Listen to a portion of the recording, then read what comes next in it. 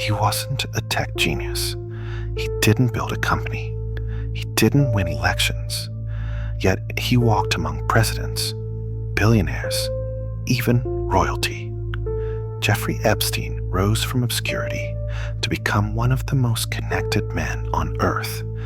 But behind the designer suits and private jets was a web of blackmail, secrets, and unimaginable control.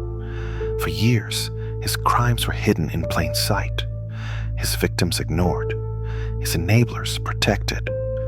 This isn't just a scandal, it's a system, a machine built on wealth, silence, and fear.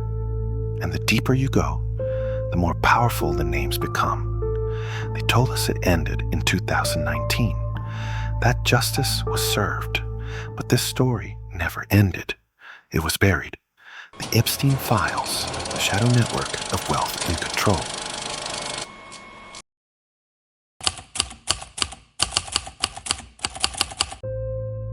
In 2019, a financier's death in a jail cell sent shockwaves through the world's elite.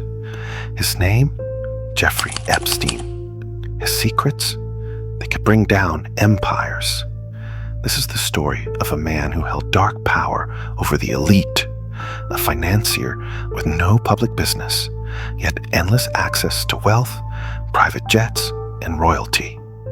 Jeffrey Epstein, a name that now echoes through courts, newsrooms, and conspiracy forums alike. But behind the headlines is something darker, a shadow network of the world's most powerful men who mingled with Epstein, dined with him, flew on his private plane, visited his island. Some were businessmen, some were royals. Others held political power few could challenge. In this film, we trace the rise, reign, and ruin of Jeffrey Epstein and examine the secrets of those who surrounded him, especially one man, wealthy, loud, influential, and forever linked to Epstein's world. This isn't a conspiracy. It's a trail of facts, photos, court records, and public statements. And it begins with a question. Who really was Jeffrey Epstein? And what did the world's elite gain from being so close to him?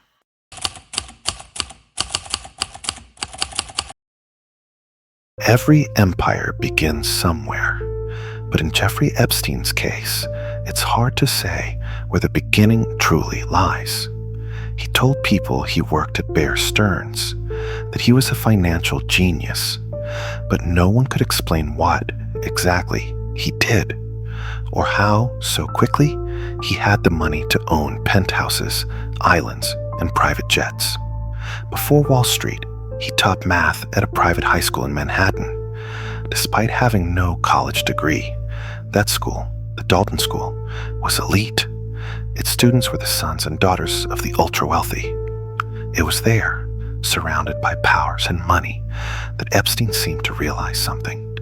Influence wasn't about what you knew. It was about who you knew and what you could offer them. Soon after, he left teaching and stepped into the shadows of high finance. No qualifications, no licenses, no oversight, just access. He started managing money for billionaires. No clients were ever officially named, but the rumor was always the same. Epstein didn't manage many, he managed one. That one man, according to many sources, was a reclusive billionaire with a taste for control. Epstein wasn't just a money man, he was a fixer, a gatekeeper, a provider. It's here that Epstein's true rise begins, behind closed doors, invisible deals, favors exchanged for silence. And one by one, the powerful came to trust him, or depend on him, or fear him. A man with no public company, no paper trail, and no past became a central figure in the lives of the world's most untouchable.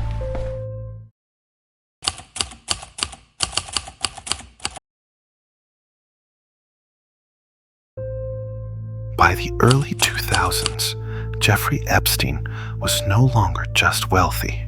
He was embedded in circles where money wasn't rare, it was expected, where names on guest lists mattered more than countries on passports. He built his world like a spider builds a web, inviting, delicate, invisible, until you were stuck in it. His black book included princes, CEOs, former presidents, Nobel Prize winners, tech pioneers, and Hollywood producers, people with private jets, yachts, private armies, and influence that stretched across borders. But Epstein wasn't chasing fame. He was chasing leverage. At his New York mansion, one of the largest private homes in Manhattan, hidden cameras were rumored to be everywhere. Bedrooms, bathrooms, hallways. Was it paranoia or strategy? He gave out massages like party favors, always young girls, always controlled environments, and always someone important nearby. The message was unspoken but clear. Epstein had access to luxury, to pleasure, to danger. And slowly, over time, many of the world's most powerful men found themselves inside his circle. Some came for the wealth, some for the women, some out of curiosity, and some, maybe, out of fear. But once you entered Epstein's world, leaving wasn't so simple. Because Epstein didn't just collect money, he collected secrets. And secrets, in the hands of a man like Epstein, were currency.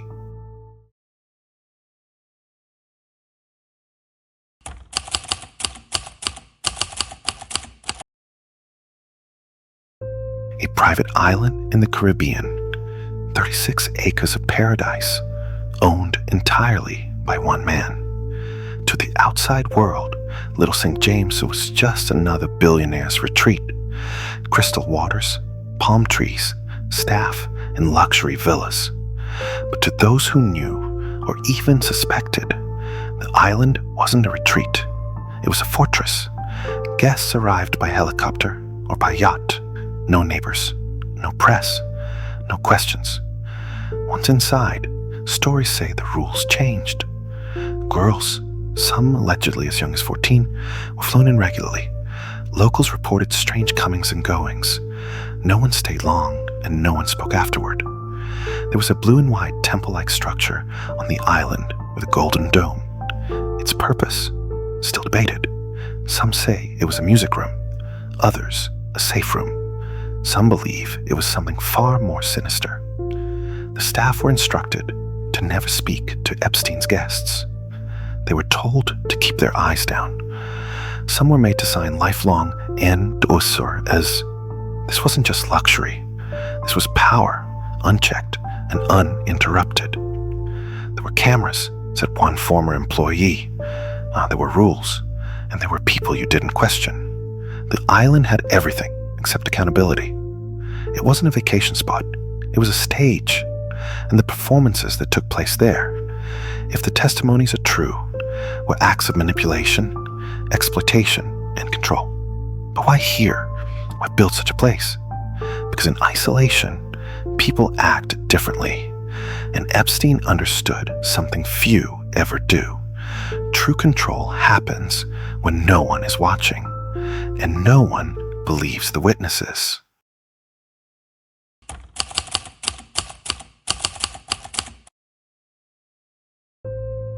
Every empire has its architect, but it also needs a recruiter, someone who speaks the language of the elite, who smiles through doors before they close. For Jeffrey Epstein, that person was Ghislaine Maxwell, British socialite, Oxford-educated, the daughter of media tycoon Robert Maxwell, whose mysterious death at sea and billions in stolen pension funds made headlines around the world. When her father died, her status in Britain crumbled, but in New York, she found something new, a different kind of power. In Epstein, to outsiders, she was his girlfriend, his assistant, his gatekeeper. But to many survivors, she was the one who found them. She attended gallery openings, fashion shows, Ivy League events. She looked for girls who were vulnerable, who were invisible to power, but useful to it. You're beautiful. You have potential. Come meet someone important. That's how it often began. And once they were in the system, the trap closed. Some were offered modeling careers. Others were told it was just a massage. Most were underage, and almost all were told no one would believe them. Maxwell wasn't just Epstein's partner. She was the bridge between the world of high society and the basement of abuse. She used her accent, her charm, her connections to make people lower their guard, and she used fear, guilt, and manipulation to keep them quiet. In many ways, Epstein's web wouldn't have worked without her, because predators don't always hunt. Sometimes they send someone else to lure the prey, and Ghislaine Maxwell was very, very good at it.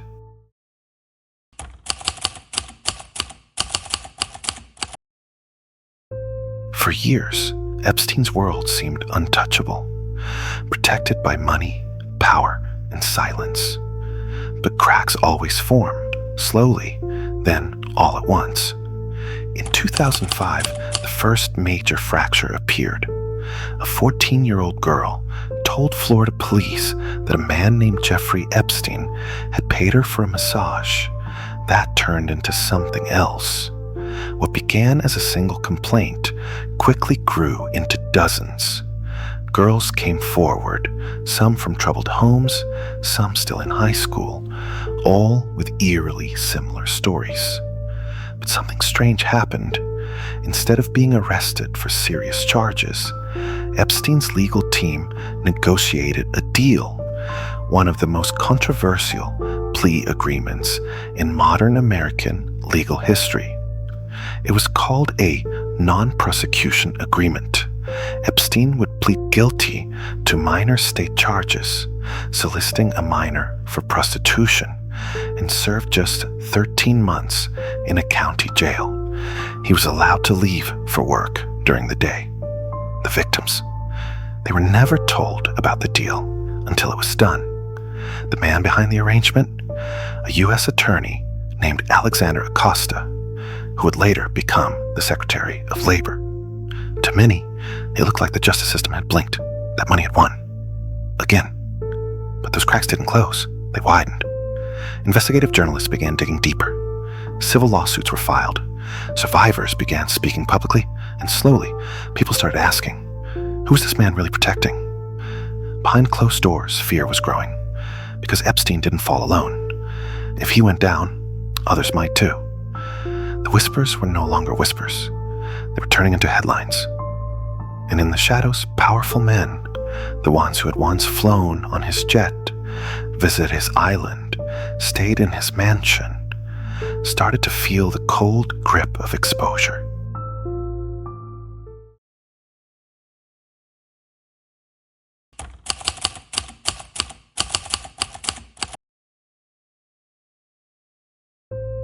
In Epstein's world, movement wasn't tracked, it was chartered.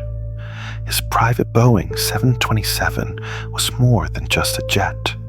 It was a flying lounge, a discreet bridge between cities, countries, and secrets. It became known in the press as the Lolita Express, named after the novel about a man obsessed with an underage girl.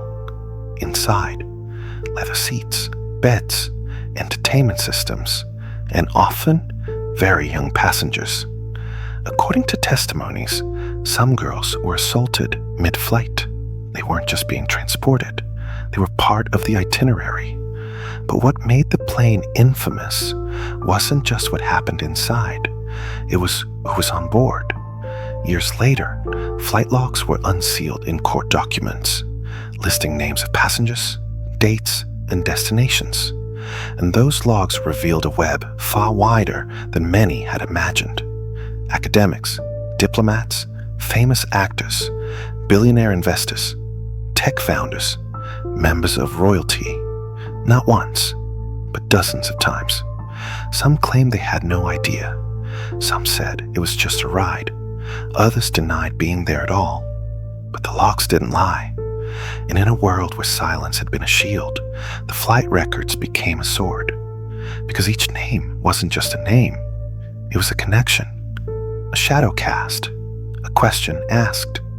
What did they know? Why were they there? And How many others never made it onto the list? For Epstein, the jet was a symbol of freedom to move, to hide, to exploit.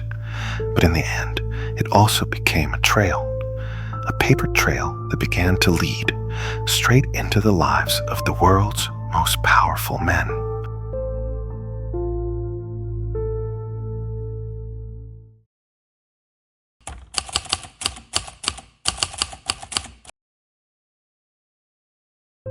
It took over a decade, countless testimonies, relentless reporting, but in July 2019, the story finally broke through the surface. Jeffrey Epstein was arrested at Teterboro Airport in New Jersey, charged with sex trafficking of minors. The indictment, powerful, the evidence, damning. Federal agents raided his Manhattan mansion. What they found would make headlines. Thousands of photos, some locked in safes, names, faces, dates, digital files, evidence. The media turned its gaze. The public grew loud. Suddenly, Epstein wasn't a shadow. He was a spectacle. But not everyone was celebrating. Because now, the fear wasn't just about Epstein being punished. It was about who he might take with him. There were whispers that Epstein was ready to talk, that deals might be made, that names would be named. And then it ended. On August 10th, 2019, Epstein was found dead in his cell at the Metropolitan Correctional Center in New York. The official report, suicide. But almost immediately, questions erupted. Both guards had fallen asleep. The security cameras malfunctioned. His cellmate had been moved the day before, and despite being one of the most high-profile inmates in the country, Epstein was left unsupervised. Medical experts questioned the injuries. One autopsy expert said the neck fractures were more consistent with strangulation than hanging. The story went from courtroom drama to conspiracy storm. Some said it was suicide. Others said it was silencing. But one thing became clear. The story didn't die with him. Because for all the attention on Epstein, he was never acting alone. And if the people he could have named had something to lose, they had everything to gain from his silence.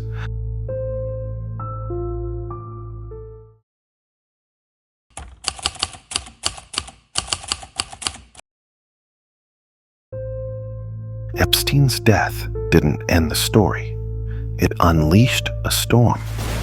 Survivors stepped forward with renewed courage, determined to seek justice beyond the man who once controlled their lives. Civil lawsuits flooded the courts, targeting Epstein's estate, his associates, and his network. Ghislaine Maxwell was arrested in 2020, charged with recruiting and grooming underage girls for Epstein. Her trial became a global spectacle, a rare glimpse into the inner workings of the secretive circle. Many powerful names were whispered in the background, names never fully revealed in court. Meanwhile, Epstein's vast estate, valued at hundreds of millions, was caught in legal battles, frozen, scrutinized, and slowly dismantled.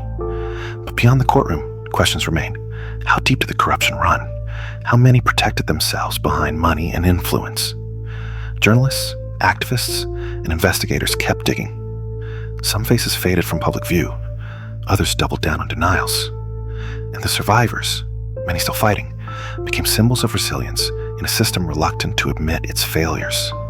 The Epstein case exposed cracks not just in one man, but in the structures that enabled him, from law enforcement to politics to social elites. It was a reckoning long overdue, but the path to true justice remained uncertain.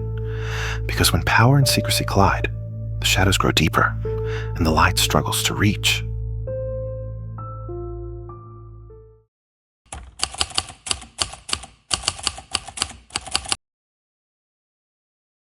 The Epstein scandal didn't just shock the world, it shattered illusions. For years, a veil of silence protected the powerful. Wealth and influence built walls around the truth. But the voices of survivors cracked that silence, forcing society to confront uncomfortable realities. The case exposed systemic failures, from law enforcement's leniency to the legal loopholes that allowed predators to evade justice. It also revealed the price of silence, how fear, shame, and manipulation keep victims trapped. In the aftermath, a new movement began, survivors demanding change, advocates pushing for transparency, and the public questioning the institutions they once trusted. Yet despite the outrage, many questions remain unanswered. How many powerful men escaped scrutiny? How many others continue to wield influence behind closed doors? The Epstein story is a warning that silence can protect evil, but it can also be broken. And breaking that silence requires courage, persistence, and the refusal to forget. The legacy of Epstein's case is a call to action, to shine light into the darkest corners, and to hold the powerful accountable.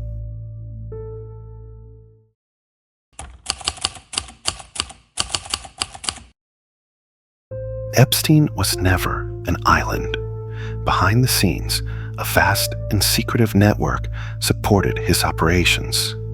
From wealthy financiers to influential socialites, from political figures to mysterious advisors, this hidden web thrived on discretion.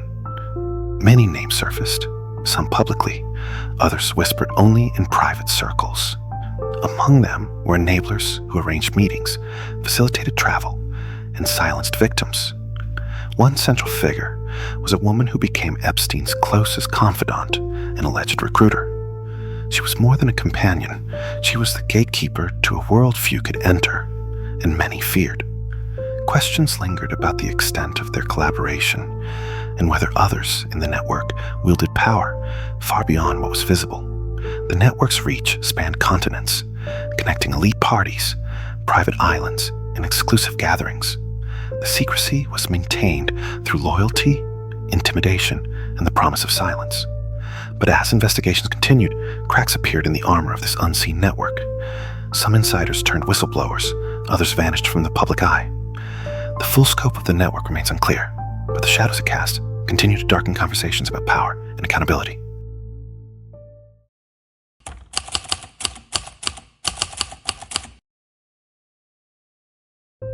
The Epstein saga ended with more questions than answers, but the story is far from over. Across the world, new investigations are underway, fueled by survivors' bravery and public demand for justice. Lawmakers have proposed reforms to prevent predators from exploiting legal loopholes and to strengthen protections for victims. Yet the challenge remains: how to dismantle systems built on secrecy, privilege, and fear. The powerful will continue to resist transparency, often cloaking themselves in influence and wealth. But change is possible, as long as society refuses to look away. The Epstein case serves as a stark reminder that accountability must reach beyond one man, to the networks, structures, and mindsets that enable abuse. For survivors, the fight continues. For recognition, justice, and healing. For the public, the call is clear: vigilance, courage, and a demand for truth. And for the powerful, a warning: the shadows will not hide you forever. The future reckoning has begun.